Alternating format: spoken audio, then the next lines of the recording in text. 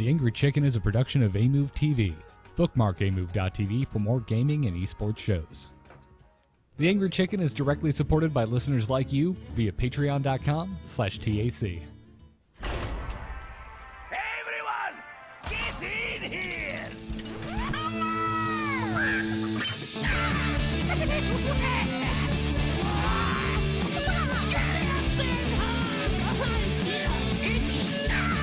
Ready for action!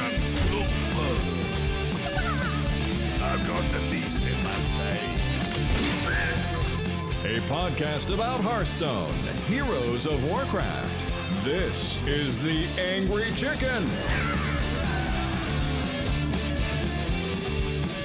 Welcome back, everyone. This is the Angry Chicken. I'm Garrett Weinzerl. He's Willie Dills, and we are joined today by special guest apDrop. Welcome to the show, dude.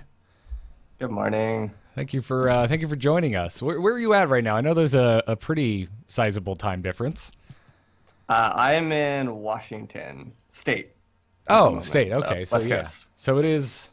Yeah. So that's a 3-hour difference from me. That's a 2-hour difference from Mr. It's Dills. morning gamer time, right? Yes, sir. Morning gamer time. Yeah, that's a good way to put it. It's a good way to put it. Well, if folks are somehow unfamiliar with you, you're a Hearthstone streamer. Your stream can be found over at twitch.tv/apDrop.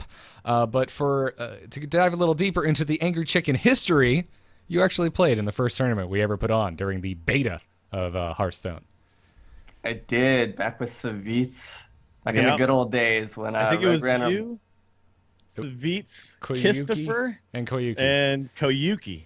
So those are some blasphemy past names right there. Yeah. I haven't heard that name in so long. Yeah. Good times, good times. I remember too, I think you made the finals against Savitz, and you were both playing Tempo Rogue, which was like the strongest deck at the time, because that was back when Dark Iron Dwarf like had a permanent buff. The 4-2 charger was a 4-3 charger with Divine Shield. There was just Commander. Yes, Argent Commander, yes. Which is like, I don't even remember the name. It doesn't go into decks anymore. Yeah. Tinkmaster Every deck Overspark. ran the same, 5 cards? Dark Defender, or Defender of Argus, rather. Defender of Argus was a 3-3. Cleric was a 3-3. Yeah. Novice same Engineer package. Too. Every deck, Zoo, Rogue, Shaman, whatever you played, you ran those same cards. Yeah, and then you just kind of fit in some spells around it and said go. And Rogue had really good spells, so turns out Rogue was really good with those cards. But yeah, completely different game we are in today, and it's really good to have you on the show now because you have been innovating some really, really interesting decks.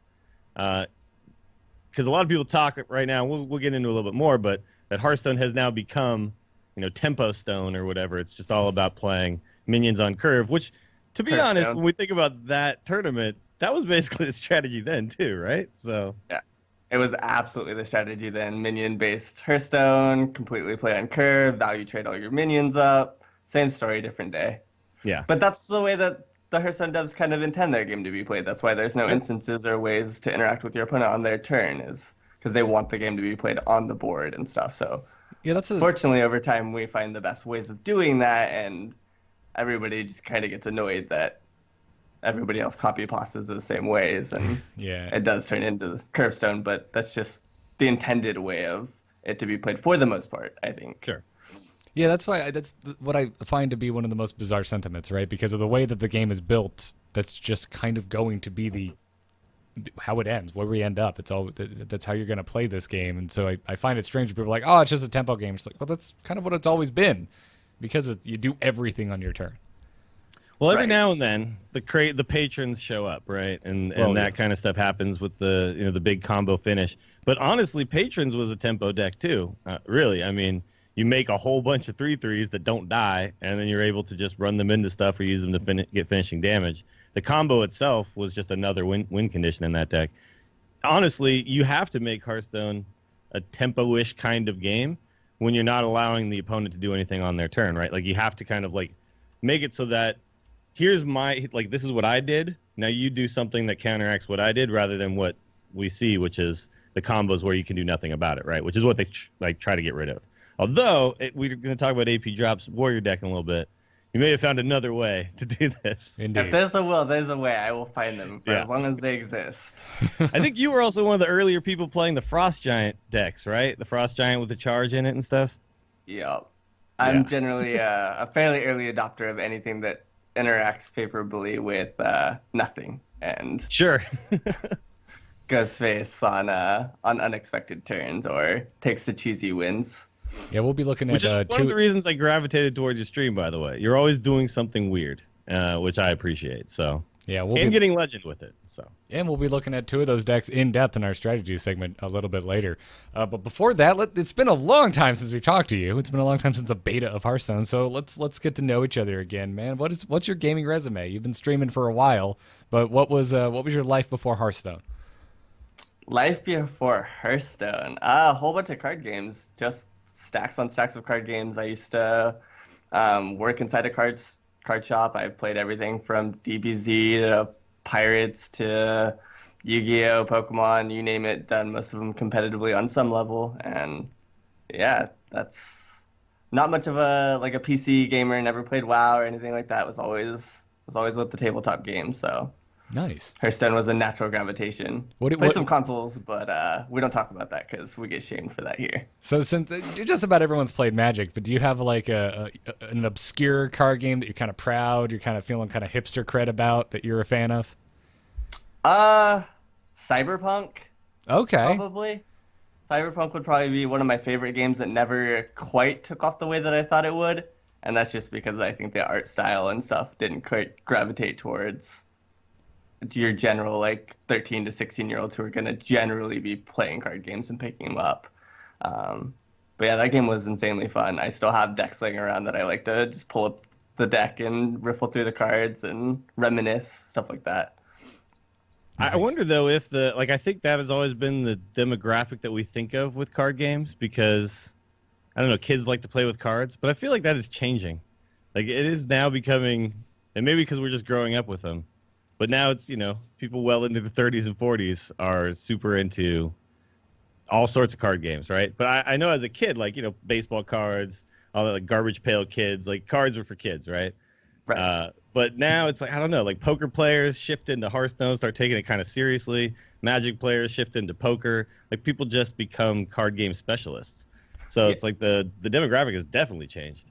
Yeah. I think what you said with where we're just kind of growing up with it, our last 10, 15 years of people are just kind of growing up and morphing it into something that's more acceptable and pulls in more of their friends and that kind of stuff. So you start seeing it grow and that player base grow.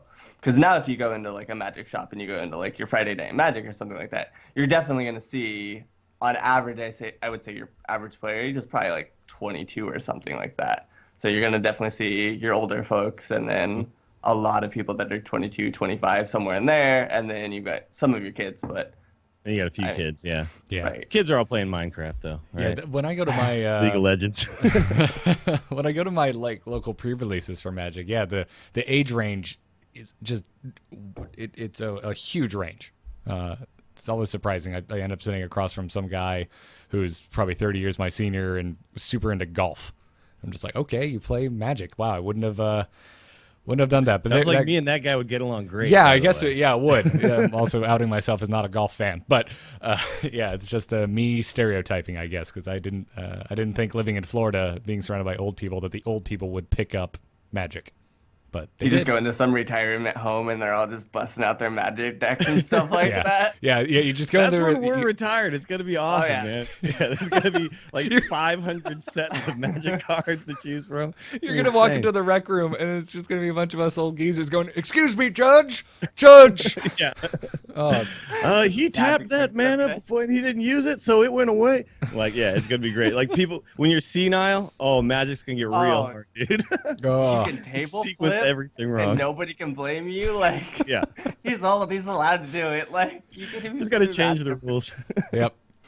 All right. So what about card games for sure, but what about Hearthstone got you so drawn into that? Because I remember early on in the beta, there wasn't a lot of people streaming, obviously, so the names were there was a few people I saw all the time. You were definitely one of those people. What about Hearthstone kind of got you in and got you really going? From someone who just comes from card games in general. What about Hearthstone was good? So like Magic for most people, that was predominantly the main game that I played, just because it was the most popular, it was the most in depth, it had the best balance, all that kind of stuff. And so Hearthstone, I picked it up, and it seemed kind of like a natural, somewhat arguably simpler way of playing the same game, but I could do it online in a clean and quick format, which isn't what Magic Online was. Sure. Magic Online was very cumbersome, the games weren't quick or anything like that, so I was able to play this game from home for, hours on end without having to travel to the local store, hope people are there, whatever. And so it was just really, really convenient to start picking it up and playing 5 minutes here, 10 minutes there, 4 hours there. And I still got that same gratification of playing Magic, but I got to do it from home. So I think that's, a lot of people share that sentiment. When Hearthstone first came out, it's like, oh, we're taking what I like about card games, we're giving it to me like anywhere. But, I think one of the other things, too, was that it boiled down a lot of things to their kind of simplest form while still keeping some complexity, especially in that initial set. You still felt like there was a lot of complexity, and, you were trying to figure things out. It felt like there was a lot of stuff to solve.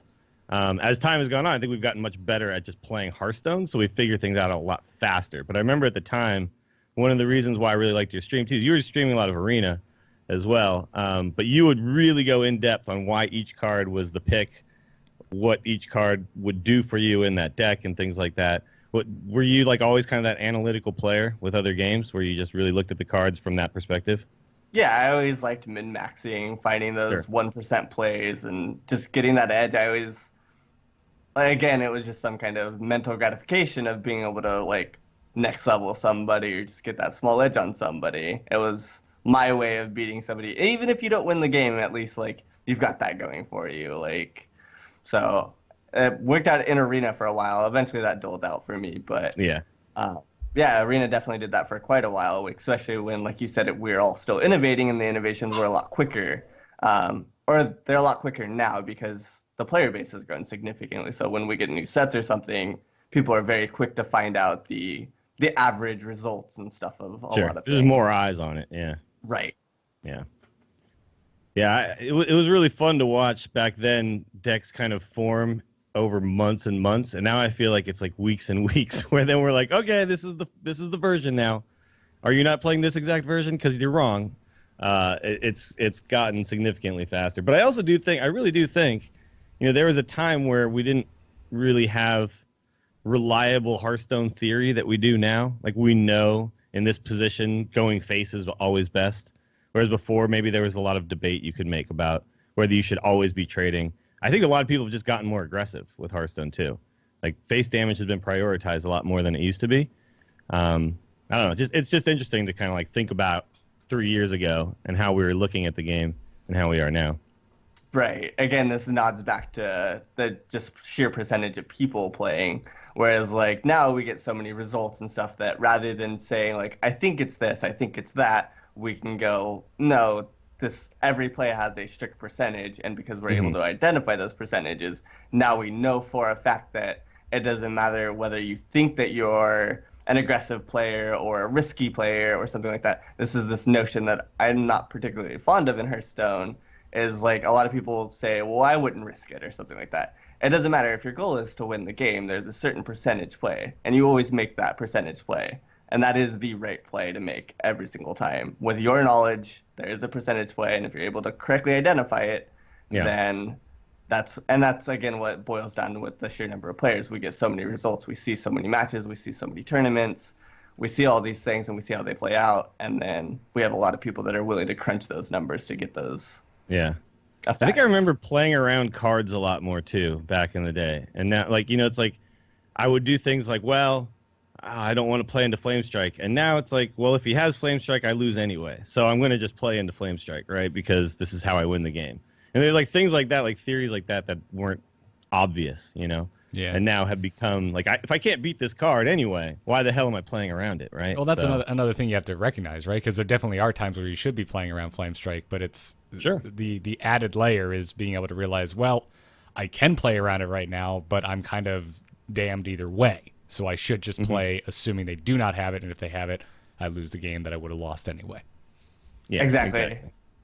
there's again, back to Magic, this basic example of a counterspell called Mana Leak. And a lot of people tend, especially early on when they first start playing Magic, they always play around this card. And if you have the ability or the luxury to play around it, great. But if not, don't play around it, because you're literally giving them a copy of that card in their hand by playing around it the entire game.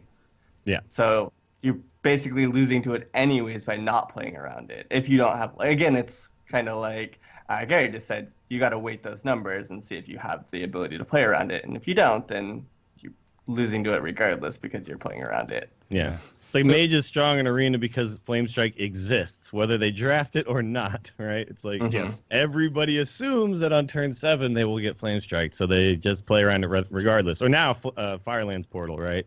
Everyone's avoiding playing a 5 health minion on turn 6 because they know they'll get blown the hell out by a Firelands Portal on turn 7. So I use Arena as an example because it's like very linear in Arena, obviously, and Constructed it's a lot different because you know the archetype, right? But in Arena it's like, yeah, this is very linear. These are the cards I expect them to have, stuff like that. So that's where I kind of like look at base strategy, and then we get into competitive Constructed, and things get much more complicated, right? Which we'll get into later. And journeying deeper down the hole of what we were talking about a few minutes ago, which was kind of Hearthstone getting figured out so quickly nowadays, and that kind of I think that's a huge portion of what all of the negative criticism of the game, which has been a big discussion as of late. I think that's a huge portion of that. It's figured out so quick that it seems stale rather quickly after new cards come out, or sometimes it even feels like things have barely changed at all when new cards come out. I mean, where's your head at right now as far as the game and the competitive scene is concerned? I think that, and we see this time and time again, where we do figure out the majority of the meta. I would say, 80-90% of it's very quickly seen. Everybody jumps to their older decks, refines them, and then from there we get a couple new decks that'll pop up or do the rock, paper, scissors game. But I do think that Hearthstone has the ability, and this is proven time and time again, that over the course of the expansion, by the end, we're still usually coming up with one or two pretty big innovations to some deck. Not all of them, definitely not all 9 classes or anything like that, but we'll still see these new decks pop up. Malygos Druid was a fairly late addition of the Kazan, I think, for example. That took a little while for it to pop up, but once it did, it grabbed hold, and now it's arguably pretty oppressive to a lot of people. Yeah. But that wasn't a deck that we figured out on day one. That wasn't a deck that most people were jamming anywhere close to the first week or two.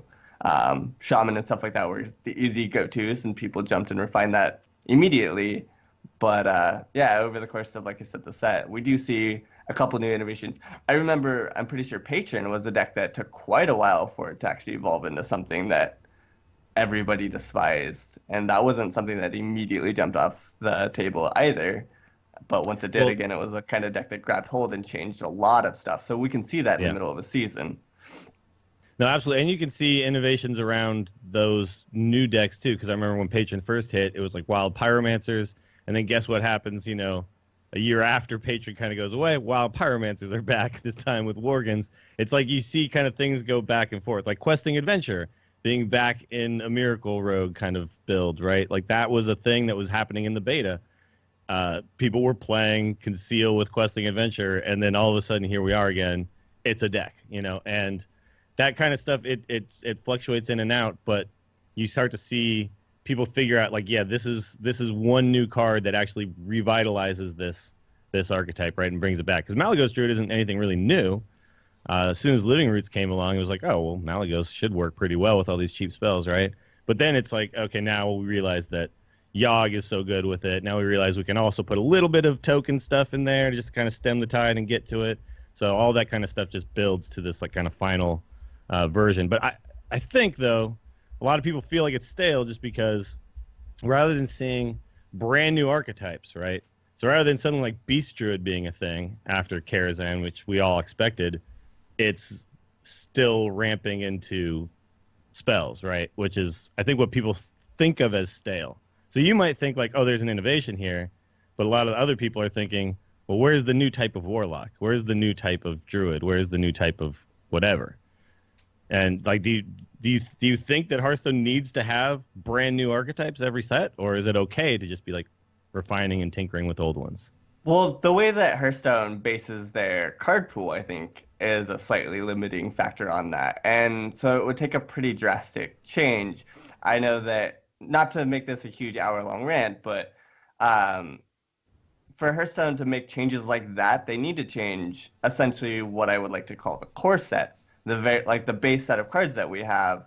It needs to be dynamic. They haven't done it. It doesn't seem like they have any intention to do it. But there are a lot of cards that we get that are format defining, like Emperor or Justicar or Elise, for example, in like control decks. These are the kind of cards that are going to fade away, but it would be nice to have them be able to come and go in the base set so that when, for a full year, if Hearthstone devs decide that they want this card back to enable these types of decks or strategies, they can do that. And if you're not changing the core set of mage cards or the core set of warlock cards, then you're always going to have these like freeze mages. You're always going to have these handlock style decks.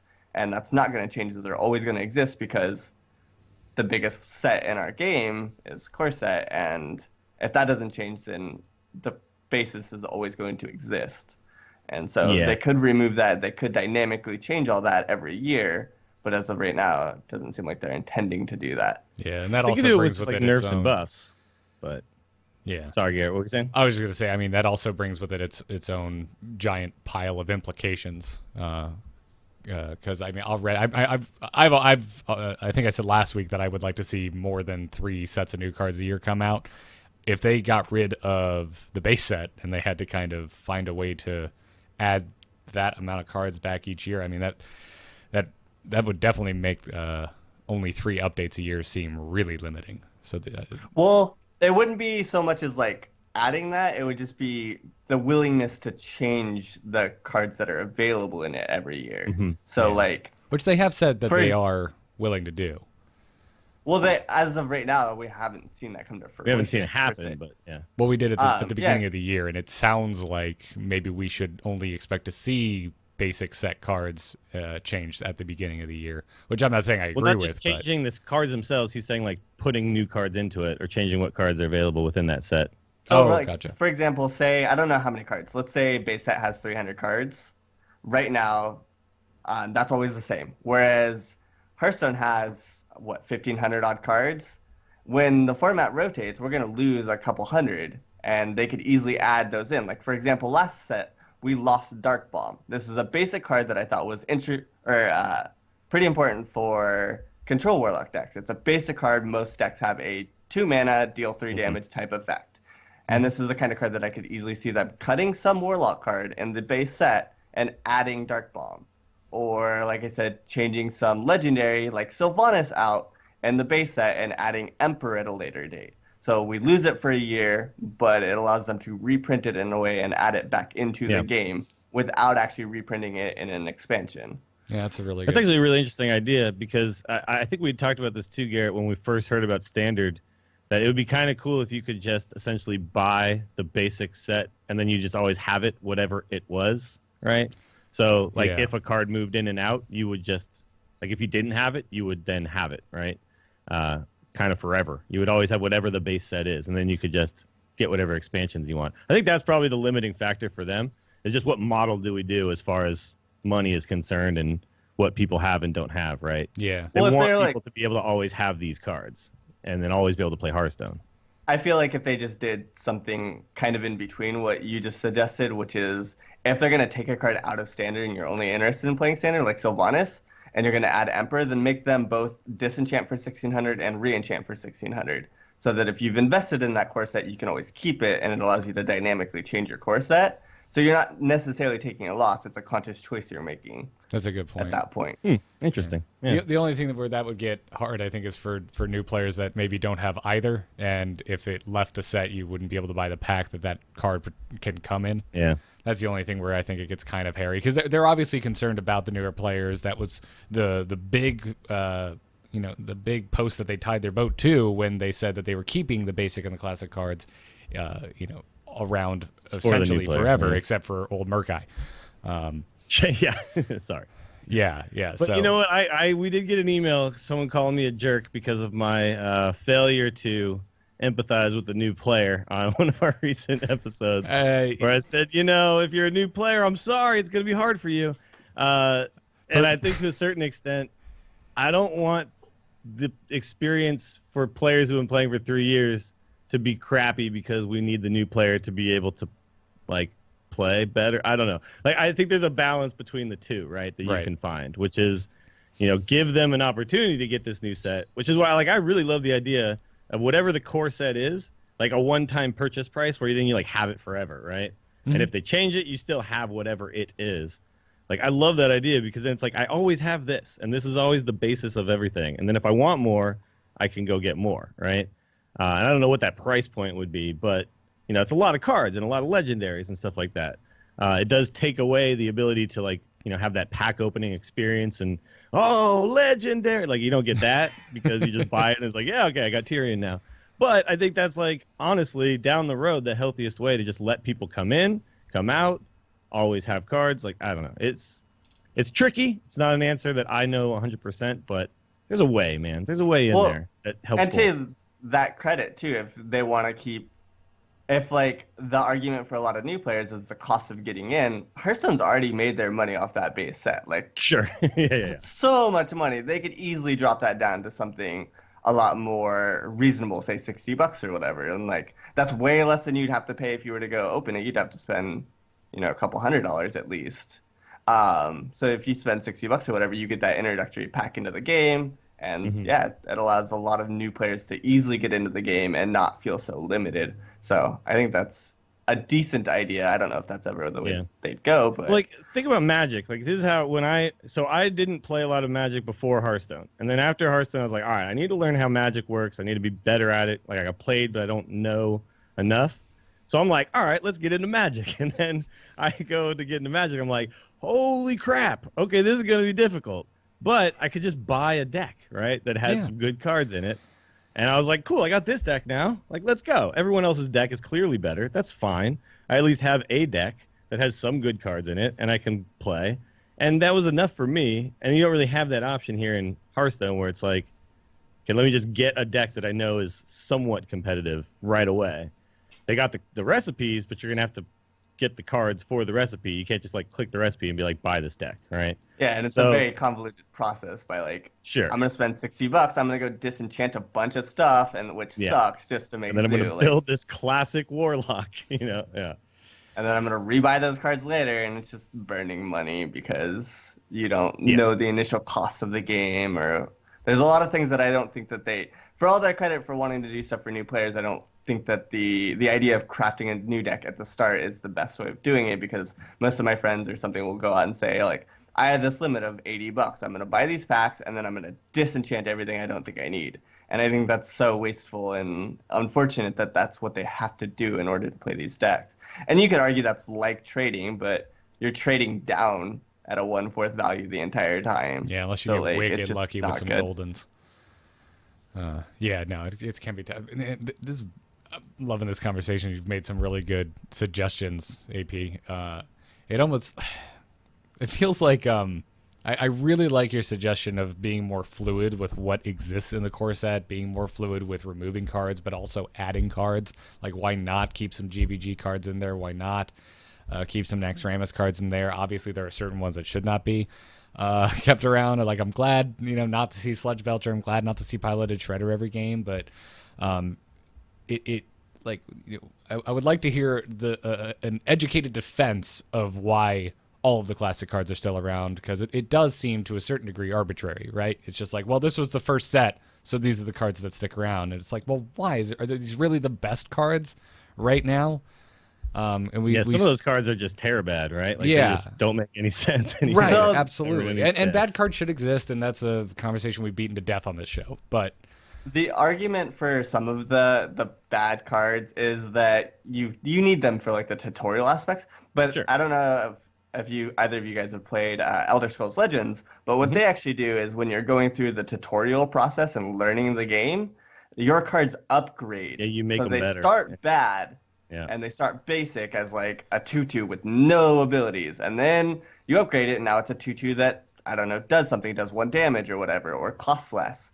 And they could easily do something like that so that the new players get these tutorial style learning, but you don't actually need the bad cards in the game. I'm never going to play those. You need bad cards, but you don't need, like, some cards, like Sacrificial Pact, like, okay, it's funny when you get, like, Jiraxxus with it, but, like, that's, like, literally its only, application, really, in the game, and, like, okay, or that's probably a bad example because it does do something, like, unique. But, I mean, like, there's cards that just kind of exist and just sit there and, like, never do anything.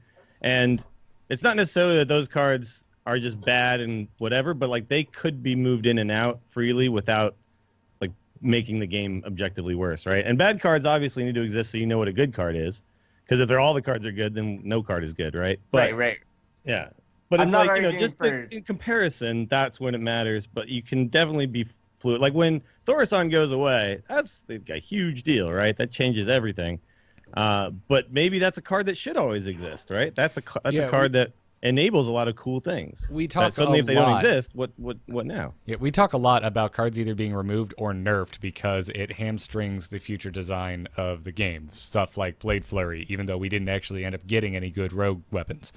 But we never really talk about things being removed and how it kind of it gimps future design in the opposite way, which is like, well, this is gone, so Thaurissan could exist and you could make a card that's a little overcosted, but it's fine because Thor doesn't exist. But once you remove him, all of a sudden you have to start designing a different way. So that's just the worst example I can come up with. But sure, no, or like Reno Jackson enables some decks that are really interesting that suddenly we'll never see again without a card like that, right? Yeah, my favorite example is Elise. Like that card is so true to control now that it feels weird. Not that you can't play control decks. Obviously, the one that we're going to be showing on mine later is very much a control deck that doesn't rely on you. Doesn't even run Elise. You can build them, but in like the general realm of control decks, Elise feels very crucial to a lot of those archetypes. And once we lose her, it's going to be a really weird feeling to not have her around. Or, as suggested, Reno Jackson. Like those cards feel very important to certain strategies. And I'm not, again, saying that they always need to be there. They don't always need to be in core set, but, for a year, bring them in. Let them rotate out for a year. A couple years later, bring them in and bring that back because it's just interesting to see those kind of the ebb and flow of it. Yeah. And maybe they do this with reprints. I mean, I don't think that's necessarily out of the realm of possibility either. But I also think, too, and we're talking as if WoW doesn't exist. I recognize WoW exists, and at some point, WoW will be really cool. But we're just not there yet, right? So it's hard to think of WoW as what it's gonna be, 3 years down the road. 3 years down the road, it's gonna be the craziest thing ever. But it will live up to its name. It will be, hopefully. In fact, right now wild. It's just Secret Paladins and Zoo decks with Implosion and stuff. But one day, one day, Wild will be interesting again. Absolutely. Anyway, this was an interview that went way off on other stuff, which is cool. But we should probably do some news and stuff if we ever want to talk about these decks. There are a few things to talk about, so let's get into it. Yeah. Good news, everyone! So the EU HCT last call wrapped up over the weekend.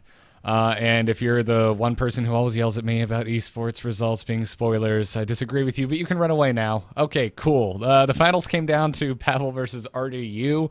And Pavel, man, he got his redemption. We can stop giving him crap for bad sequencing and giving away a Dr. Boom. Dr. Boom before trading with Sylvanas, Yeah, I like giving free 7/7s away. That's just me. I mean, I like giving them away when I know I'm going to win. Cotton. Yeah. He was trying to give away the boom bot, right? I mean, that's what it clearly. Absolutely. Absolutely.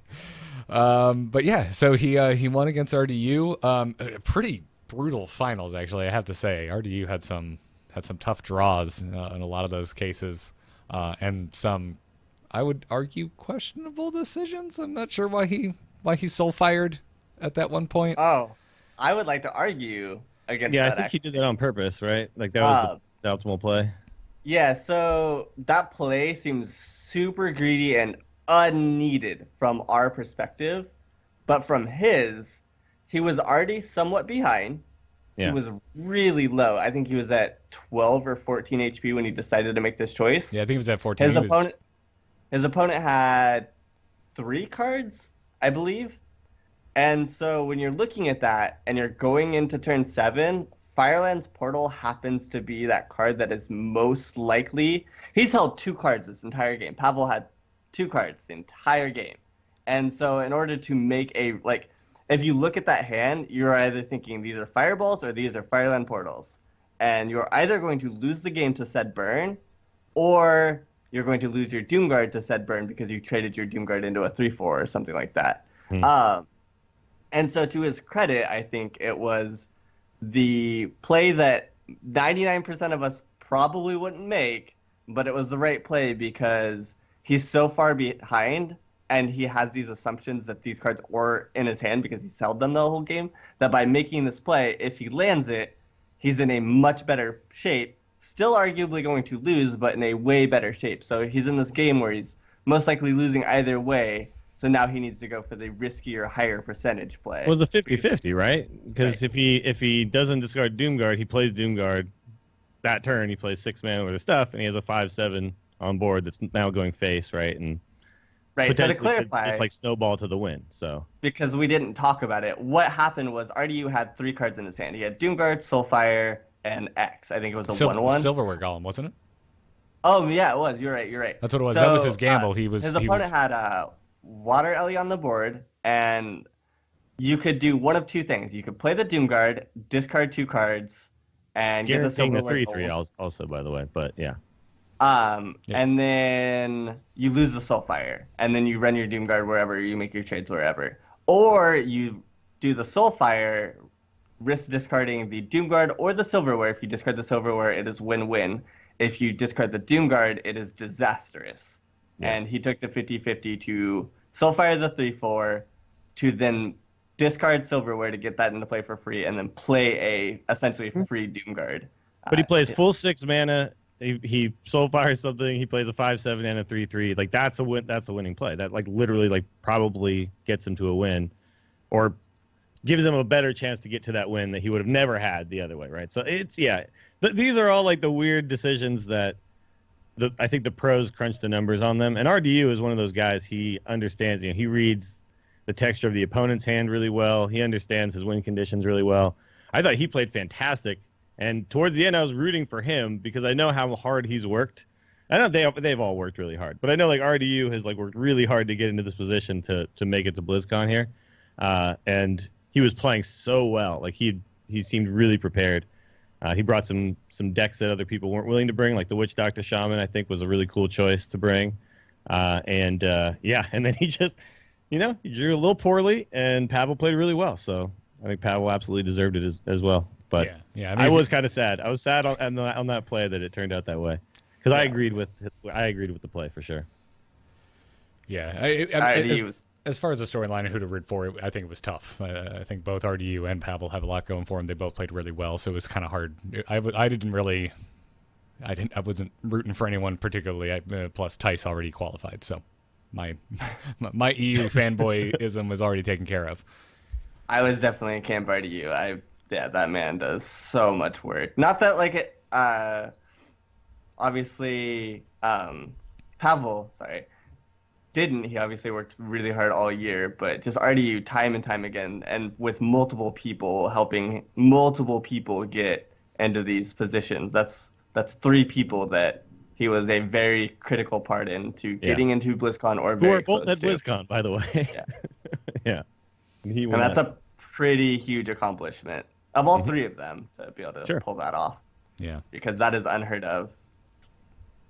Yeah. I would like to see RDU bungee jump as well. Can we get the RDU bungee jumping video, please? Well, let's take a second and talk about the decks that were brought, because this was our first premier tournament after the nerfs. Shaman's still on top with all 8 players bringing Shaman, and all of them being mid-range Shaman. Varying degrees of mid-range Shaman, but still the same archetype. Druid came in second, so not a really big change to the classes being brought, at least in the top 2. Probably the biggest shakeup was Rogue coming in third, with 6 of the 8 players bringing Rogue, 4 of which were Miracle, and 2 were Malagos Rogues. And one of them one of the Malagos Rogues was Pavel. And I heard a lot of people talk about this after the nerfs happened, that Rogue might be in a much better place now because maybe things slow down just a touch. Yeah, we talked about it last week. Yeah, Rogue would be one of the decks. Yeah, we talked about it on the show. Rogue would be one of the decks that like loses to the random Tuskar Totem Golem thing, right? Like, because all of a sudden there's just too much pressure to ever come back from. Or you have to like burn preps to be able to deal with it and stuff like that. So I think Rogue definitely felt like a better spot. I didn't keep track of how Rogue did, but Rogue definitely did what Rogue does, which is like just get free wins sometimes, right? Right. Rogue always finds a way. And with the tournament being 5 decks, it was easier post-nerf for Rogue to be one of those 5 decks. Yeah. So I think that's the bigger issue, or not issue, the bigger reason why it saw a lot more popularity was with said nerfs. You need one more deck. Yeah. It was easier to pick Rogue as that 5th deck. And then, like you said, it just steals wins. There are just games that you watch in that tournament that they weren't games. That Rogue just like demolished them. Mm-hmm. Yeah. Until they queue into Freeze Mage and then they die. But other than that, it was... Well, how many Freeze Mages were there? I want to say there were 3. Of the 4 mages brought, 3 of them were Freeze Mage. Only one was Tempo, and it was brought by Pavel. I prefer Tempo Mage right now, to be honest. But I think in a tournament setting, Freeze Mage is totally fine because you could definitely be targeting some decks. I also do think, though, that maybe like a last hero standing, you might even be better off with the Freeze Mage. Like Tempo right now feels like it's in a really good spot. So, but maybe because of the fact that Yogg had just been nerfed and it's a little bit more of a gamble. Well, if you just look at the lineups, like with so many shamans and druids and hunters and stuff like that, most of the most of the tournament was like mid range. Most of this entire tournament was based off mid range games, which Freeze Mage is generally very good against. Yeah. So it just made it the easy pick rather than playing like a fair mid-rangey deck. Like, not that Tempo Mage is per se fair, but when you say mid-range versus mid-range, you've got these 2 decks that are on par with each other. Or you could just play a different deck that has, a 70-30% matchup or something.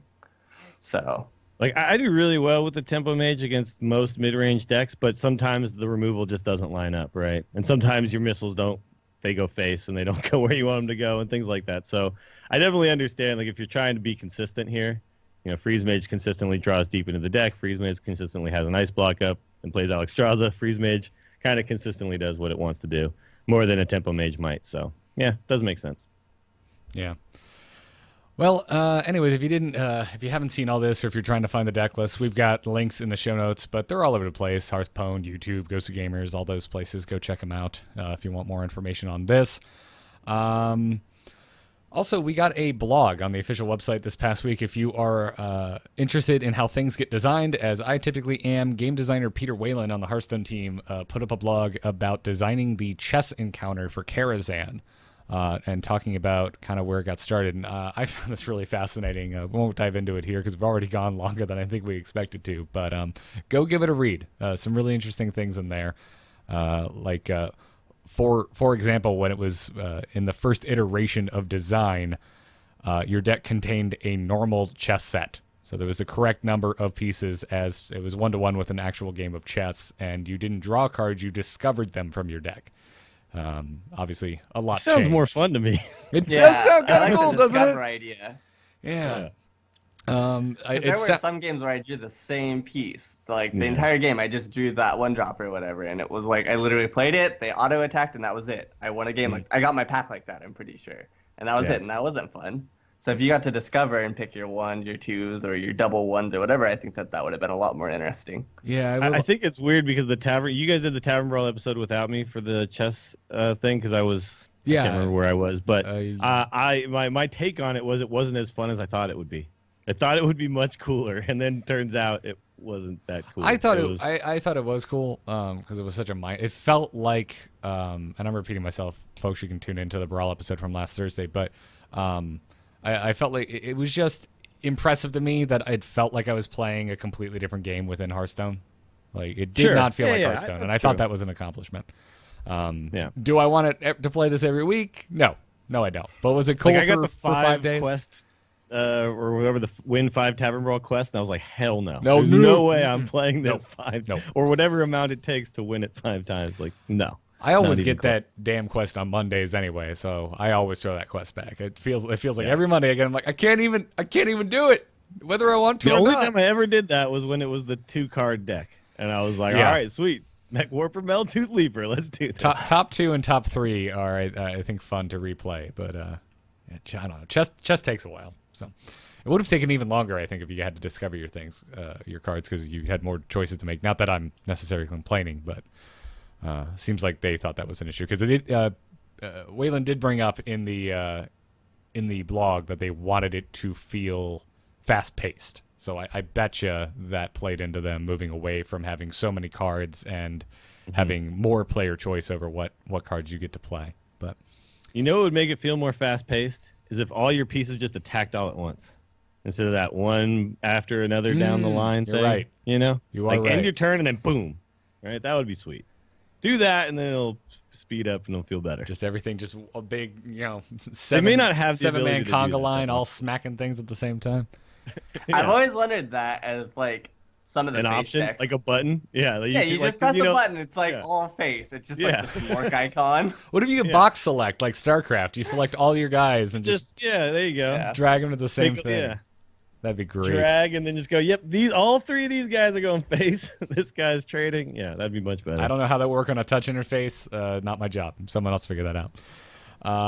Finally, there seemed to be a common thread in a lot of the Hearthstone articles I was seeing pop up around the webosphere this past week, whether it was PC Gamer, Gosu Gamers, Daily Dot. It seems like a good we always have this joke, right, Dills, that when new stuff comes, we're just ungrateful, we cannot be pleased, and we're always like, not good enough, what's the next thing, here's the current problem, what needs to be fixed. And that's definitely how I feel. That's what's currently going on, it seems, in the world of Hearthstone articles, because there are many pieces out right now that have come after the nerf, continuing down the rabbit hole of what Team 5 needs to do better and what other cards need nerfs. So got a lot of those linked in here if you haven't already read them. But these jaded 3-year Hearthstone veterans. Yes, yes, exactly. Hearthstone dead game. And I'm not. But Sorry, go ahead. I'll say this: the changes I think were definitely positive. I feel like the game is in a much better place now than it was, 2 weeks ago or 3 weeks ago, and you feel it. It's definitely noticeable, the difference. The cards that got nerfed are definitely cards that need to be nerfed. But I think the sentiment that I agree with out of all of this stuff is we just haven't gone all the way yet, right? Like, this is part of the way, and this is a good, new, healthy version of what Hearthstone should just be consistently doing, which is just every few months or so making some tweaks, always kind of keeping the game fresh and new and vibrant and fun, and taking oppressive cards and making them less oppressive. It's always good to have really good cards. As long as they're like class cards, they're generally okay. It's like when there's like the Dr. Boom in the neutral slot, which kind of makes things a little bit unfun. But, this was a good start, and I think most of what people were saying was that, but we're just not there yet. We're not all the way there. So just keep on going. Don't stop, is I think what we can all agree is like that's the sentiment. Not that Hearthstone sucks, just that Hearthstone can still be better. That is where my brain is at. No, the changes are definitely good, and like you said, but it's interesting because this is a time when like Hearthstone wouldn't have normally made those changes, so for us to get them is a welcome change too, because normally they change it, like when they did the Keeper of the Grove and stuff like that. All of those changes were done at a different point in the season and a different point in like the BlizzCon session and stuff like that. It wasn't done in the middle essentially of everything, so it's interesting to see that they're being more accepting of doing that, and then like you guys had said, just doing more of that, because that's always been something vocal as a Magic player is Hearthstone has a digital game where they can reimburse costs, they can change text and all this kind of stuff, and they don't necessarily take as big of an advantage of that as I think that they should, because they have this insane luxury of being able to change stuff on a whim, assuming it's obviously good for the game, and they just seem really, really, really reluctant to do it when they should just be really reluctant. Yeah. And that seemed to be a through line on a lot of these articles that I'm referencing was that their current plan has just not really been paying off, or at least not as quickly as we would like. And some of these even went back to invoke Undertaker as an example. And I think if the thing I probably agree with the most in many of these is the suggestion is like you said, apDrop, that they should just be taking a little more advantage of the freedom that they have with this being digital. And I don't necessarily think we need changes all the time, but maybe just a little more frequently. And I think the through line you could pull through this episode is that we would just like more fluidity, whether it's deciding what the base set is each year for standard, or deciding when to get back in and tweak some of the cards that they have put out for the betterment of the game. I think just kind of doing it more regularly is good. And a point that I think was interesting that was brought up in the Gosu Gamers article, which is called "The Broken Promises of Standard," which is I think a little overly dramatic, but that's clickbaity a little bit. But there was a good point in there that I found interesting, which was whether and is basically, what if they said this point every year and this point every year is when we will make changes to the game. I think that's interesting just from the effect that it could have on the discussion being had around the game, because I think part of the reason we get so vocal, we see so many threads popping up around the web, whether it's on Reddit, the forums, or where else, is because we don't know when they're going to come in and make a change again. We don't know if we're going to wait 6 months like we did with Undertaker for a change. And I think if we knew when to kind of, other than at the beginning of the year, which I think was the big issue with Yogg, is everyone's like, oh my God, are we going to have this card for 2 years in Standard? And that's why you had so many threads discussing and so many articles discussing the card. I think if they said, all right, well, 2 times in between each year, in between each Standard reset, we'll evaluate and make changes if necessary. They can give themselves the out of not making changes if everything is fine. You don't need to make changes. They can say we evaluated and didn't make any changes. Yeah, but if if at least we knew, it's like, okay, every March and October, I'm picking arbitrary months. We might make changes. Like, cool, okay, we at least have something to go on. We know we at least have a date to do our best to be patient. Yeah. Right, because like you said, some players literally were like on the verge of and or quitting the game because of cards like Yogg. Not a whole bunch of people, but there was a vocal minority of people that were very anti that card, that they were quitting, and they didn't know when the next time you'd see a change, because like you said, we expected it at the beginning of next year, not in the middle of the year, which was a very welcome change. And the fact that it wasn't even just Yogg, they evaluated a lot of cards, was neat, but they should be doing that on like a quarterly basis or something. Yeah. I think it would be useful for us, though, to maybe at some point get a Unity programmer onto this show, because there was some threads recently, I don't know if you saw them, on Reddit, and someone even linked it on ours, that there may be some issues with the client, which is why changes don't happen as fast as we think they're supposed to. That the game was built kind of in the same way that its like earliest versions were built. So like if you notice, like sometimes they make some changes and then some weird bugs crop up, right? Yeah. That seem completely unrelated to the changes that they made. And that's just because of how the game is actually constructed. So it may not be as easy as we're giving it credit for, like just change cards whenever. It may be something where they can theorize the change, and then it actually takes a little bit of time to implement. So I don't know. I would love to hear more about that from somebody who actually knows what the hell they're talking about, because I certainly don't. I've worked with a lot of engineers and programmers, but when it comes to actually like solving those problems, I'm not qualified to say one way or the other. But that would be an interesting take on it too, because we might be getting frustrated for something where it's like, well, this is just as fast as they can cycle through this stuff. So well, it's not literally like a parentheses, insert text here, parentheses, that's the code. I mean, for like cards, more basic vanilla cards, I could see that being the case. But with a card like Yogg, that's definitely not the case. That card is very, very, very intricate in the way that it casts spells and stuff like that. So I could definitely see that being the case for Yogg being much more difficult to change. Yeah, no, I agree too. Although I would argue, Dills, and now I'm going to put on my never happy, never satisfied hat, which is I don't think that would satiate my complaint. I would just complain about a new thing, which is fix the way your damn game is built so that you can make it the game it should be. Right, rewrite that from the ground up. Let's go. Yeah, which is ridiculous and bratty, but I don't care. And doesn't happen as quick as we think. That could be like a year and a half before we ever see any changes happen if they decide to undertake that, right? Like my last company that I worked for, we redid the whole site, and the project we spec'd for like a year ended up 4 years later finally getting released. And during that time, our iterations to the site came to just a standstill. And our customers were very frustrated during that period where they're like, hey, can we get some new features ever? And our response was always, yeah, as soon as we finish this, which will then allow us to do so many features, but you know what the difference is sometimes there? people don't have the patience for that. If we had to wait a year and a half and nothing changed, a lot of people might just leave the game altogether, right? So this is why I'd like to have somebody who knows more about like the ins and outs, can actually look at how the client works, can understand what's going on, and then maybe like relay some of that information in layman's terms to us.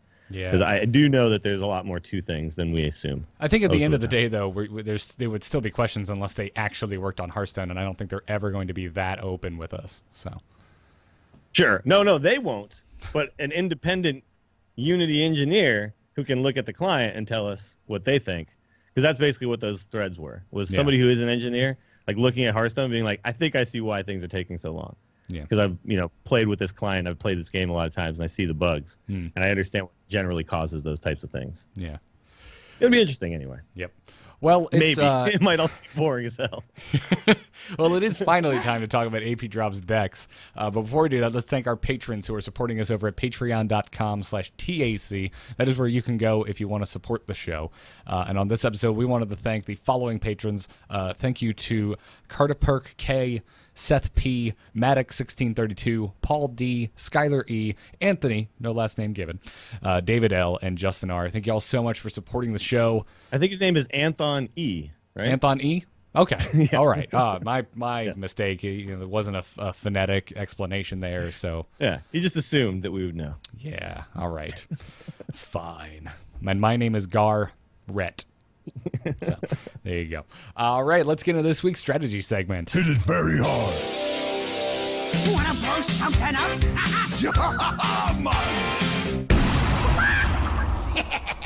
Time to pay. apDrop, you're our guest today, and you were so kind to share some of the decks you've been playing recently, and they are, we'll say, unusual. Not your normal breed of copy pasted decks from whatever happens to be the most recently completed Hearthstone tournament. Let's take a look at your warrior first, because Dills sent these deck lists over to me earlier today and had sent this over, and he's like, "Oh, it's like a mill warrior." And I'm looking at this, and I'm just like, I see Cold Light Oracles, but that's about as far as it goes. This deck is crazy, and I actually did have a chance today to sit down and play a few games with this deck. Extremely interesting, and those games went longer than I thought a Hearthstone game could go. So yeah, with my decks just in general, you'll find that my game average is probably around 15 minutes, and that's pretty usual on my stream. People have come to expect it. That's the norm. So if you're not used to 15-minute games, then it might be a shock to you. Comment on the deck list, though. It does show 1-mana execute, and that is just because of the deck tracker. It was not updated, so when I took the screenshot, it still says 1 mana. Execute is still perfectly good at 2 mana, as it turns out. Who knew? Especially when you're playing the slowest warrior ever. So, yeah. The execute change really only affected the tempo-based, like Dragon Warriors and stuff. So Control Warrior still loves 2-mana execute. Yep. I've come across, I'd say, in a full season's worth of games so far, 3 games maybe where I've been like, shucks, I wish that was still 1. But even then, like, I don't think it ever cost me a game. It just made a slightly less than ideal idea. Yeah. Sure. But even that, so you like, actually I'm had playing to Control armor Warrior up instead of play something. Exactly. Damn it. I'm still playing Control Warrior. I could still take it very, very, very slow generally. So. All right. So tell the people how this deck actually wins, because I think a lot of people look at this and they might be able to infer the combo on their own, but a lot of people might look at this and just go, what the hell? You just control and then you just have no win condition? What's the deal here? But the win condition is actually very real, but not normal. So first off, I'd like to give a shout out to Nevs. This is my take on the list, but this is Neville's, not even his idea. I don't even know where he got it from, but this is where I first saw it and fell in love with it. So I'd like to clarify that unlike the Concede Shaman, the Warrior deck is just my take on it, and it's just a ridiculously fun deck that changes the way that the game is played and won. But yeah, to talk about the win condition, it is not mill, so generally you do not use the deck to mill your opponent, though that is sometimes a viable strategy if you're playing against like Anyfin or a deck that has another combo piece or something like that. But generally, you're not milling cards. What you're actually doing is surviving the full 25, 30 turns, whatever it takes to get your opponent down to 2 or less cards, roughly. And then from there, you are playing a reduced cost Bran Cold Light Oracle, which will force both players to draw 8 cards and then 9 cards on your opponent's turn, doing up to, assuming your opponent has 0 cards in their deck, 45 damage. If they have 2 cards, suddenly you're doing 28. Yeah, I think it's 28. It's not hard for you to hit your opponent one time with some random minion. And yeah, if they have 2 cards left in their deck, you burn them out. They take 28. And the reason that this isn't a mill deck is because if you just cast Cold Light Oracle and Bran in the middle of the game, you're forcing both players to draw an equal amount of cards, which isn't what you actually want to do. What you need to do is pair it with Violet Illusionist in Fatigue.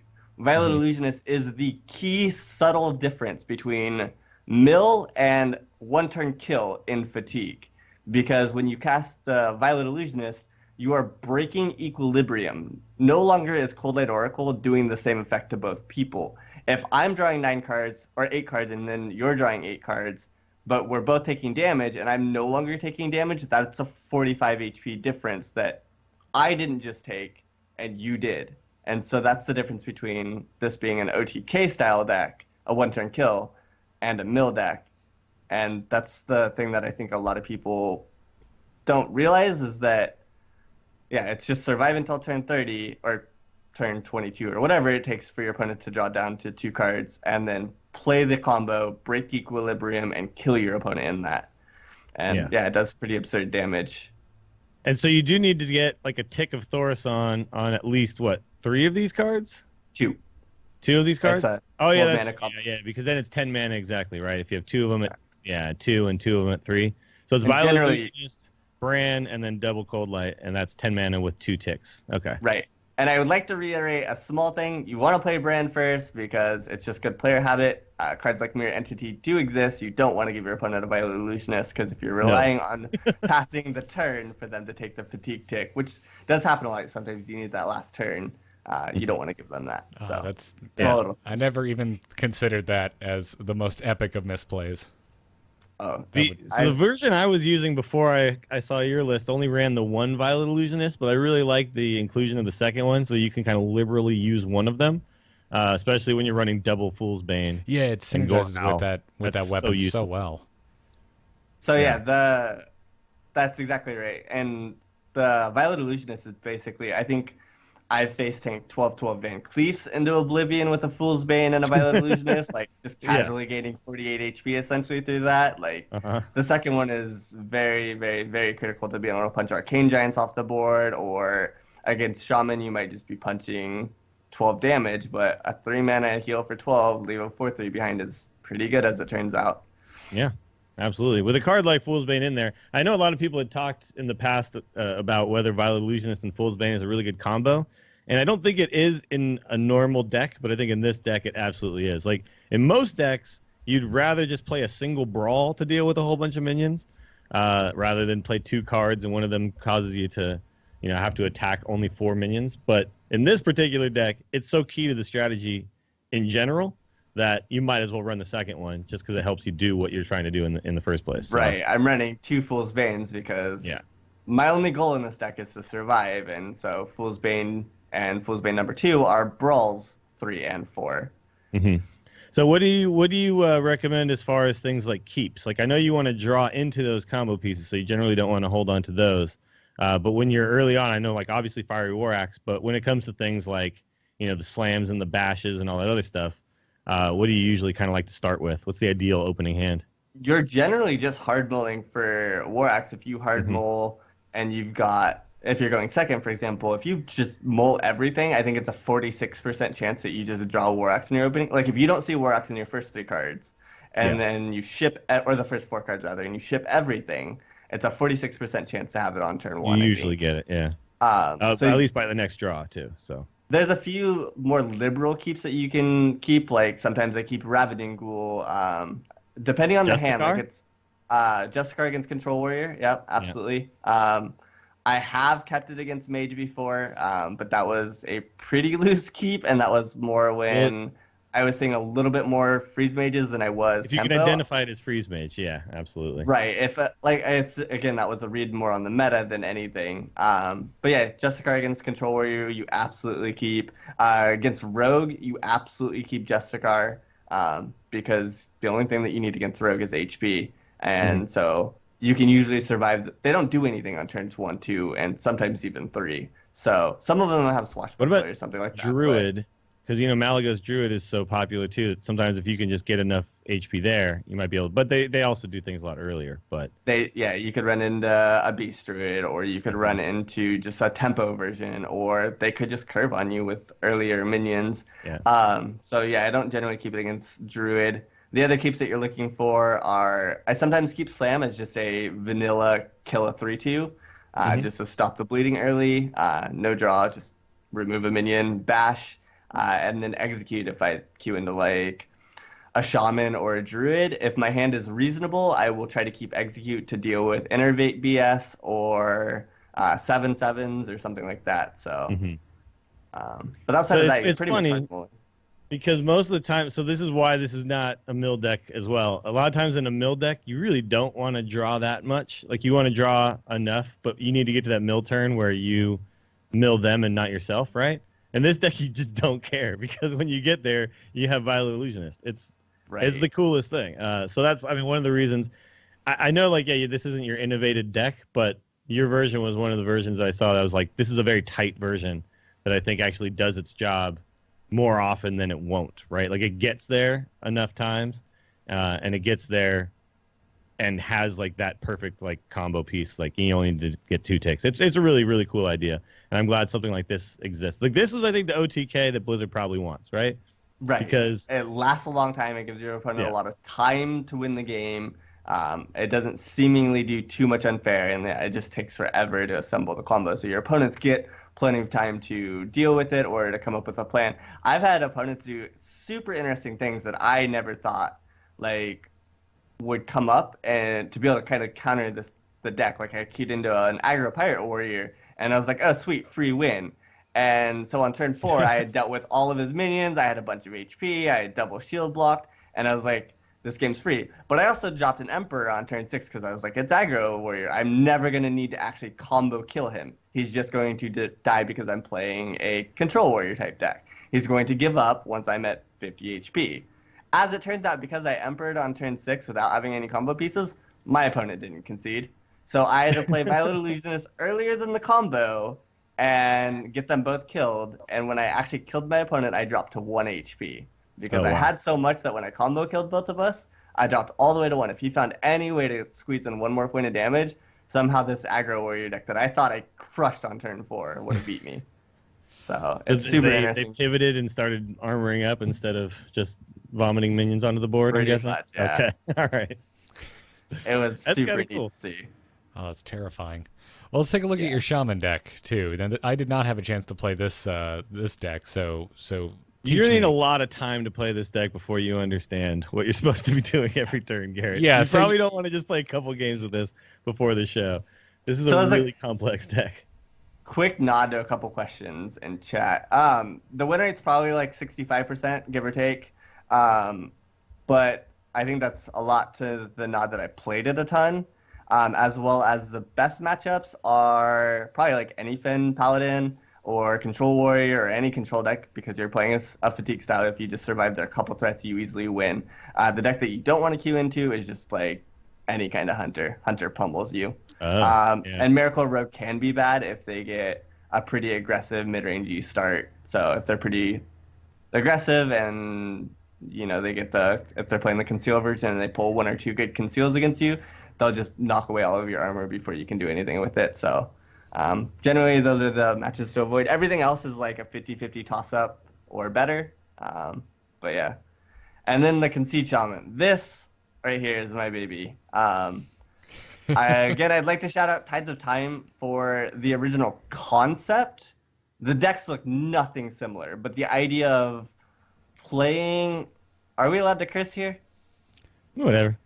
playing like a big bitch the entire game until you can force your opponent to essentially concede, until you either win or get them to concede. And so yeah, that's all this deck does. It has essentially 3 different kinds of things. It's got your removal and a lot of it. It's got your healing, and it's got a couple cards that can win the game if you need them to. So this deck is primarily focused at farming shamans, and it does that at a ridiculously aggressively high win rate. It's very good against any other mid-rangey style deck. The decks that it's not good against are like Control Warrior or stuff that just have better end game fatigue plans. Sure. Because they last longer than you do. Yeah. You cap out at 30 HP, sadly. So, yeah, you kind of need that. Or if you just like some priests are a little bit difficult if they have a bunch of like removal and entombs and they don't actually play to the board and they don't care what you're doing. That could be a little bit tricky.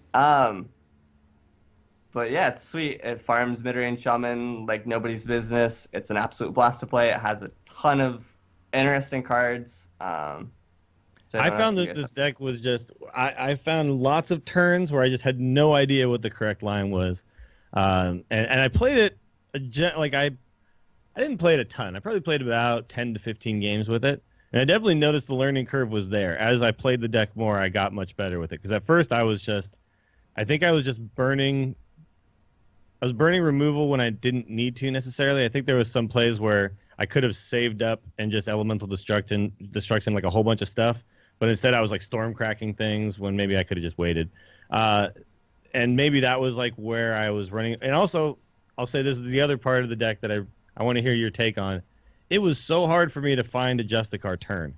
Like a turn where I could just spend 6 mana on that, which I then recognize from then on, I'm at a huge advantage because now I can get the taunt totem if I need that.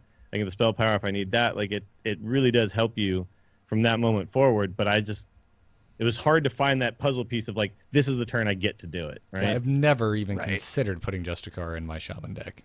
In a Shaman deck, yeah. This is one of the things everyone sees this deck and they go, what?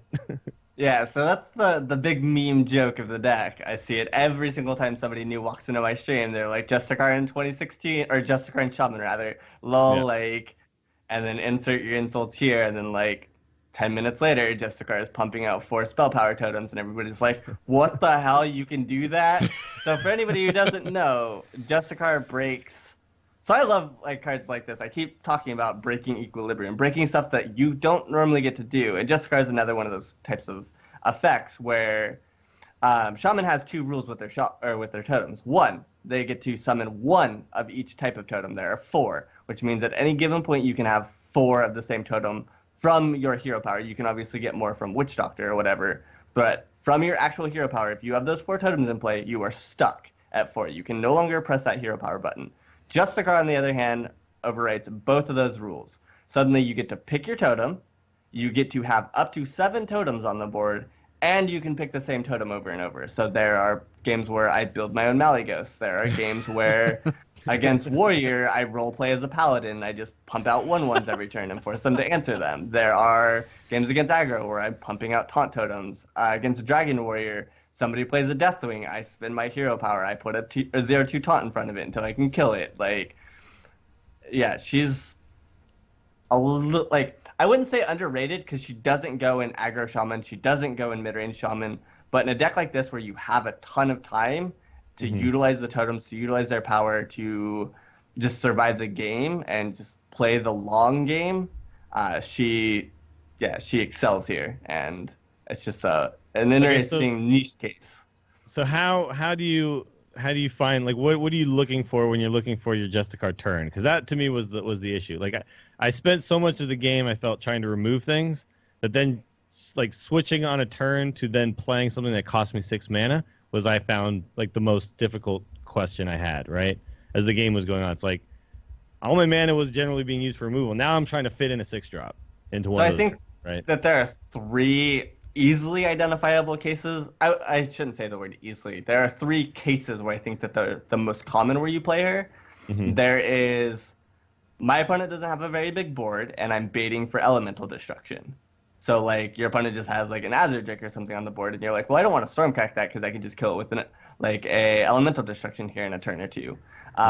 So you just windmill slammer on 6, like that's fine. Or you do it on 8, or when you can hero power with her, that's perfectly fine.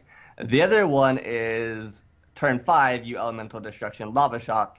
Turn 6, again, your opponent probably hasn't played very much in most cases, and you can just windmill slammer. And then there's the just like turn 10 hero power totem, or hero power Justicar hero power, sit there for a turn and like bait that out that way. Because a lot of this deck is baiting, so I feel like you have a lot more time than you would think, because you really do want to just hero power pass with this deck. I know it's one of the more difficult plays to make in Hearthstone, but hero power pass is very good in this, and so you want to be doing it to bait the storms, to bait the maelstorms, to bait the huge elemental destruction turn, to bait your opponent to dropping you super low into the Hella Zeal elemental destruction. These are, or Yogg or whatever. These are all things that you need to be doing.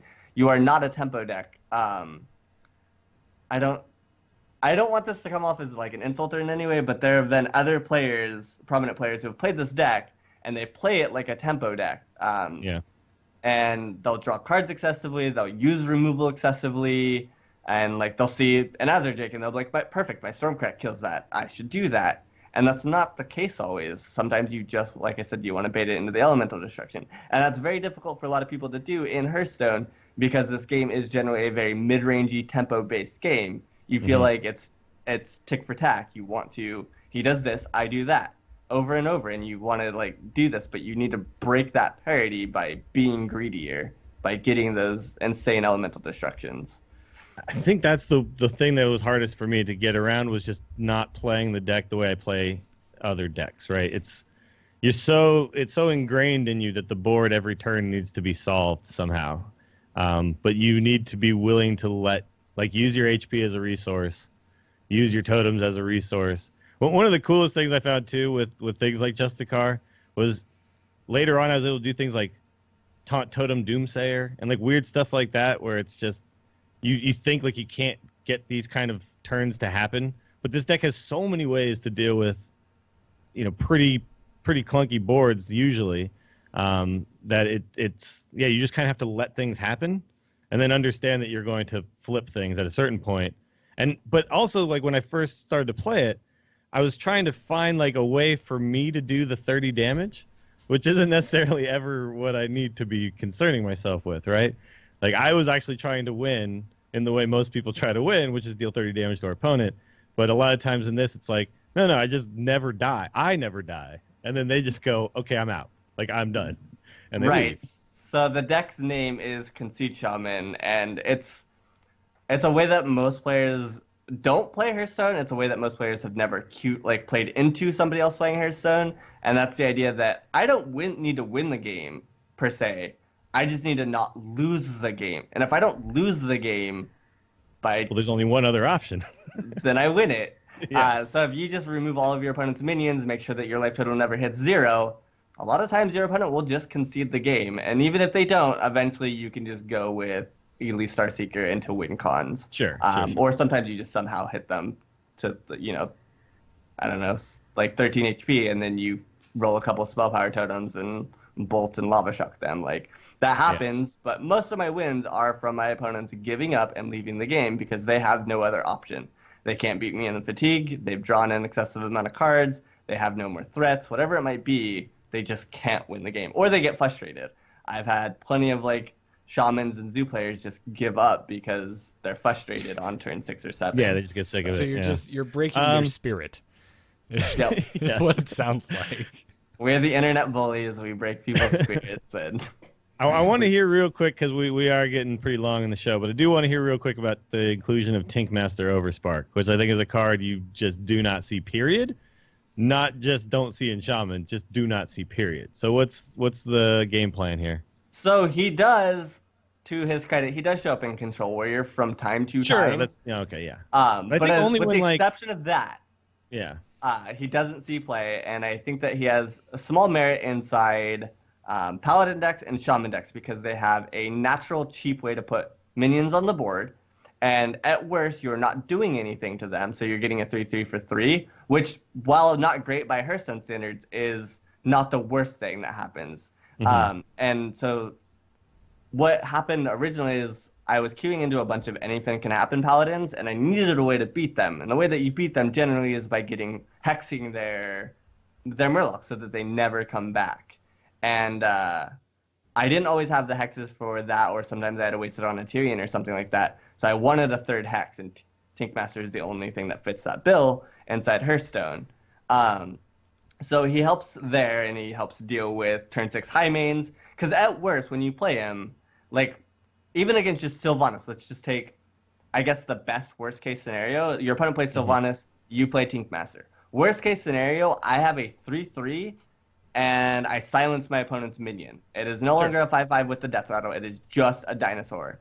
And people have played Owls and Spellbenders, or Spellbender? Is that her name? No. Spellbreaker? Spellbreaker. Yeah. Just to silence Sylvanas and stuff like that. That's a perfectly reasonable play. And Tinkmaster is better statted than both of those cards. Turn 6 against Hunter, you're playing it against High Main or something like that. Because you have a very easy ability to pick the target. The card's not RNG like it says. Like, you don't get to pick the target like old Tinkmaster did. But because you run so much removal, you can, in theory, pick what you want to hit. So whether it's your High Mains or whatever, it's good for that. And then against some of the aggressive decks or against Control Warriors, sometimes I just turn 2 Totem, turn 3, try to turn it into a 5-5 and snowball the game from there. Or against Druid. Druid has no way to deal with a turn 3 8-8. Like, they just don't deal with that. Unless they run Mulch, but even that only solves half of it, and most of them don't run Mulch anymore. So you can use that to just pummel their life total or pummel their minions. I don't think it's necessary for the deck. If you don't have it, most people don't. Most people disenchant them on site, and that's fine. That's reasonable. I don't blame you. You can just run an Earthshock or a Jeweled Scarab or something like that to try Jeweled Scarab is another hex. There you go.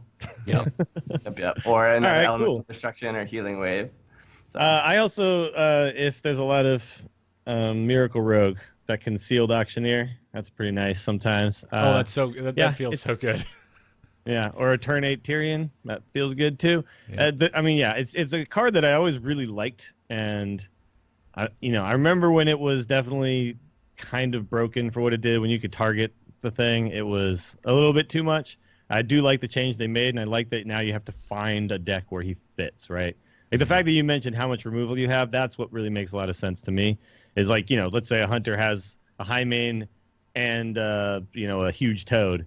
You can Lightning Bolt the huge Toad or Spirit Claws if you have spell power or something like that. You can do things to it, isolate the High Main, and then actually Tinkmaster the High Main more often. So control really cool inclusion, man. Really, really cool. How often do you find yourself where you have other minions on board though, and you're like, darn, I have totems with no attack, and I can't clear the board for my Tinkmaster to hit when I want it to. Generally, people are very aggressive with killing your totems, both because of the fear from what mid-range Shaman does with it, and the fact that they're like usually, especially if I get Justicar, then my totems are always dead because I'm picking the best totem.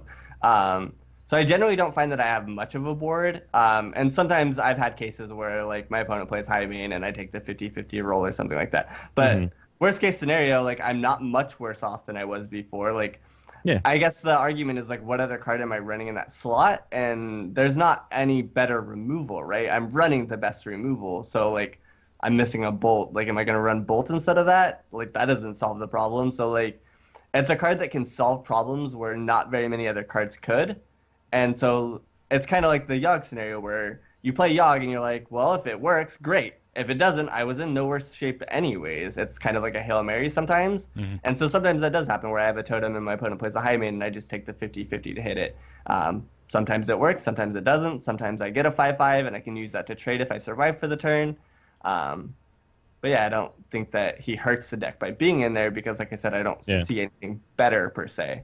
Its backfire isn't catastrophic, right? So, yeah, cool, man. Like I know some people were saying they've seen like Noxious play this deck. I think a lot of people have kind of taken this deck on and tried to pilot it and have some fun with it. But this is we can credit you directly for this deck. This is an innovation all your own.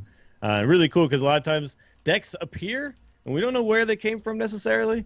But this one, there's no mistaking this deck when you see it. There's only Hearthstone's a very difficult game to get proper credit for anybody for that matter, and I think that's really unfortunate. But for like the Noxious and Savits and stuff, they're very adamant about coming from me, Noxious had very, very, very kind words about it being like the only innovation that we've seen in 2 years, like real innovation and stuff like that. So yeah, it feels good. Well, it's very cool. We've gone long, so we'll have to take emails next week. But I would be remiss if I didn't ask one more question of you, AP, since we have you here, because a subject that comes up from time to time on the show, we hear from many listeners who they don't want a net deck, or they're against it for some reason, or they want to build their own decks. And you are definitely known for playing out of the box decks. Whether you came up with the original idea or not, I mean, the 2 decks we just looked at, even if you didn't make them from the ground up, you made a lot of your own tweaks to it. So what tips do you have for players out there who want to build their own decks, or at least take an existing archetype and put their own spin on it, and at the same time be successful with it? So I think the net decking thing, I've seen this in Magic and stuff like that, and I don't think it's wrong to want to play your own decks. And I think that's where I get a lot of enjoyment, is when I play my own deck and it works. That's the most satisfying thing to me. But I think that you need to embrace net decking to some degree. You need to learn from other people and take this collective knowledge. When a deck is good, like Midrange Shaman or something like that, it's because it's one of the more popular decks that hundreds, thousands of people are pouring, thousands, tens of thousands of hours into redefining and like min-maxing and making these small tweaks to. And you need to play those decks, see why they work, see why people put those cards on the deck, see what their thinking is. Ask yourself, every time you draw a card, every time you play a card, ask yourself, is there a better card? What does this card do for me? What do I need to, what else could I be playing? When is it good? When is it bad? And as soon as you can start collecting all of this knowledge, that's when you can start making these tweaks, because you can say, well, this card doesn't seem to be good in this meta because this changed. Now, what do I want to change to add it? And if I make this change, what does that also entail? Does it make this matchup weaker? Does it make this matchup better? All these kind of things need to be learned, and I don't think that you can generally do that. Some people might be able to, but for the most part, I don't think most people can do that without looking at the templates from other people. So I think that you need to embrace net decking in order to avoid it later, because you've gained that knowledge. So I think the best way to learn, right? Yeah, exactly, the best way to learn. You don't just go I'm just gonna fix my car. I need to learn how to do that, right? Someone out there knows how to do that, and they can teach me, and then I can do it, right? Then I can start coming up with my own ideas. But use net decking as a tool to teach yourself what is good. It's a means to an end. I think as long as you enter into copying that deck with that in mind, so that you're going to make mental note of all of this, you're going to teach yourself why these cards are in there, that's good. If you're just blind copying and you get the perfect opening and winning and not really thinking about why the deck is the way that it is, why those 30 cards were chosen, you're not going to learn anything. But I think if you go in there and that is your goal, it's a means to an end. Right. Yeah. Exactly. And I've gotten much, but we've talked about this on the show in the past, but it is very true. I think a lot of people think that there is net decking and then there is not net decking, and that there's no in between. But a lot of times, I take, my Malagos Druid that I was playing, a lot of people were playing this one list. I think it was 6-0's list or something like that, right? That had this, this is the best list, right?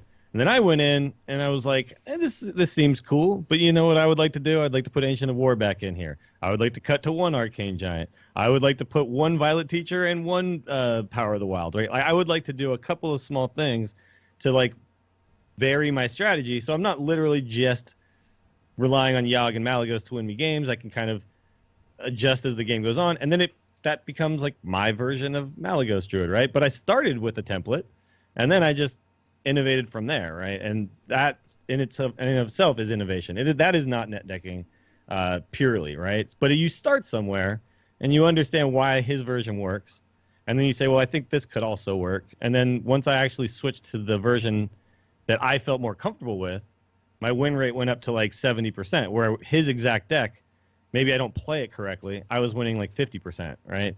So a lot of times, too, it's just adjusting for your own personal preferences and play styles can be really beneficial.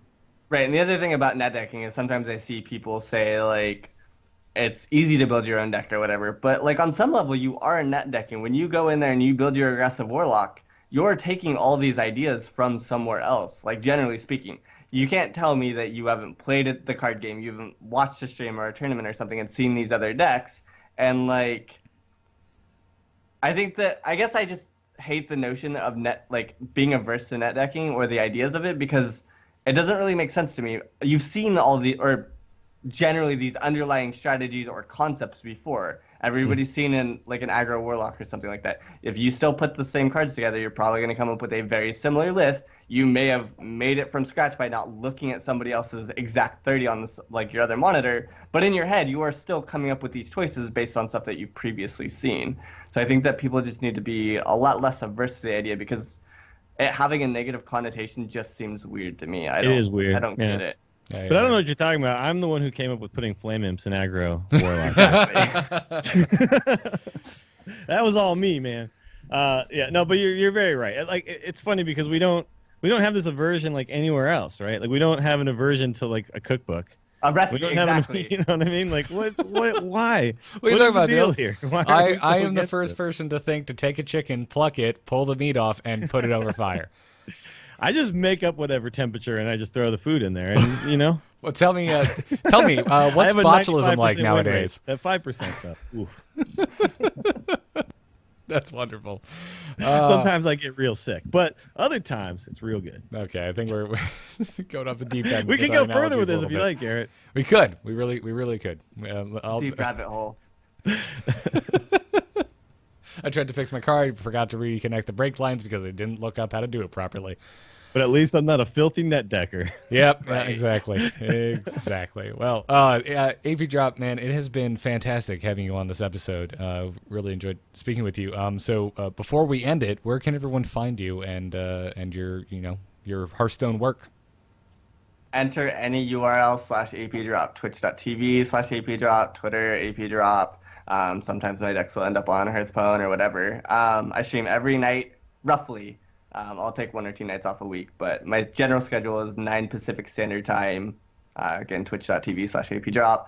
And then I have a YouTube channel as well. That's actually apDrop LOL, where if you can't check me out at night, because I do stream early EU, night NA. If you can't watch me live, I do upload at least one game every single day to YouTube that you can go watch the better games or something, or the more entertaining games. So, yeah. Awesome. It's good to have you back, by the way, because there was a time where you weren't streaming much, and that was sad. That was sad. Yeah. I always enjoy stream. Well, everyone I appreciate the support and the love. Well, everyone go check that out. Again, it's apDrop anywhere on the internet. Thanks again to any URL. Any URL. He has purchased every possible .domain. Whitehouse.gov/apDrop. Go check it out. Yep, absolutely. Thanks again to our patrons. Huge thanks to our Patreon producers, Declan H. and Peter Williams. If you want to support the show, the place to go to is patreon.com/TAC. Also, if you're an iTunes listener, drop us a 5-star review if you dig the show. It helps us out quite a bit. This episode, thank you to Photo Rain, Star Black Platinum, Rustling Yeti 24, and my personal favorite name this week, Craptasm, who said that this show is the top of the pecking order. So thank you for winning the name game, you absurd human being. High praise. Yeah, you can get our coffee mugs, pint glasses, and other swag over at etched.amove.tv. Those are custom, hand-etched coffee mugs, pint glasses, and such. So go check that out. You can follow us on Twitter at TAC Podcast, and you can catch us live every Tuesday night at 4 p.m. Eastern Time on twitch.tv/amovetv or alphageekradio.com if you're on the go. Dills, where can folks find you when you're not the angriest of chickens? Check me out on Twitter at Willie Dills. My stream is twitch.tv/WillieDillsSF. We'll be streaming in between Giants games for the next week, hopefully for the next few weeks, but we'll see. But I will be streaming like right after this show and stuff, trying to do some earlier streams, so check me out there. The Instance as well if you like World of Warcraft, and yeah, that's it. Awesome. Well, sadly, Jocelyn couldn't join us today. She is sick at the moment. We wish her well. Make sure you follow her on Twitter at JocePlays, that's JOCE Plays, and check out her show, The Gamers Inn, which can be found on amove.tv or wherever podcasts can be found. You can follow me on Twitter personally and hear me yelling about things like I'm sick of losing to Res Priest and stuff like that. On Twitter at Garrett Art, and everything else is on amove.tv. So go check that out. Now I'm going to go buy a bunch of loot boxes in Overwatch and hope to get the cool Halloween skins that I want. Until next time, everyone, job's done. Job's done. Yes! We didn't prep our guest again to say job's done at the end. Go us. It's all right. Good job, dude. That was really fun, man. Yeah, I had a good time talking to you, AP. I can't believe I didn't think to prep you ahead of time and or think to ask you about how to build your own deck, because there's been a lot of folks emailing and tweeting at us about that, but I'm glad we had you on. And thanks for dropping your knowledge bombs on that. Yeah, I appreciate it giving me a forum to chit-chat and an interesting dialogue. It's that was it's always fun for me to... comprehensive shows we've had in a while, right? Like we really got down to the nitty-gritty on all this stuff. Yeah, I've had some good guests lately. I think everyone's going to enjoy this quite a bit. I feel like you dropped some serious knowledge and also hit on some points that we haven't discussed lately. So thanks for coming on, dude. I appreciate it, as always. So yeah, this will come out tomorrow. Like pretty much today. So you should see some tweets and stuff. The audio podcast will be up within minutes. The VOD will be up tomorrow morning. Yeah. So if you want to retweet people, let them know that you were here. We'll also be doing the same. But yeah, man, thanks for coming on, dude. We got to do like some. I would love to have you one of these nights like talk me through this Shaman deck, because I tried it. And I don't know, man. I suck. I think I actually ended up with a win rate of above 50, but I'm used to, like around the 60%ers. Right. And I was just like, man, I cannot. I'm just treading water, No, I think, like I said, it's a hard deck for a lot of people to play because it breaks a lot of the general notions that you have with the way that the game should be played and how you should go about certain things that you don't normally have to know or to make choices about. And so yeah, I would love to either on here or your personal stream or something like that. I'd definitely be down to chill for sweet, man. A little while. I'll hit you up and we'll make it happen. We'll figure it out. Sounds good. I would love to sit in on that. Yeah, dude. A deck. All right, I got to get ready for a stream and take a dog for a walk. So I will see you gentlemen later. Again, thanks, dude. It was good having you on, man. Cool. Again, I appreciate it. Yeah. Take it easy, guys. Thanks again, AP. Thank you, chat room. You were all awesome. See you next time.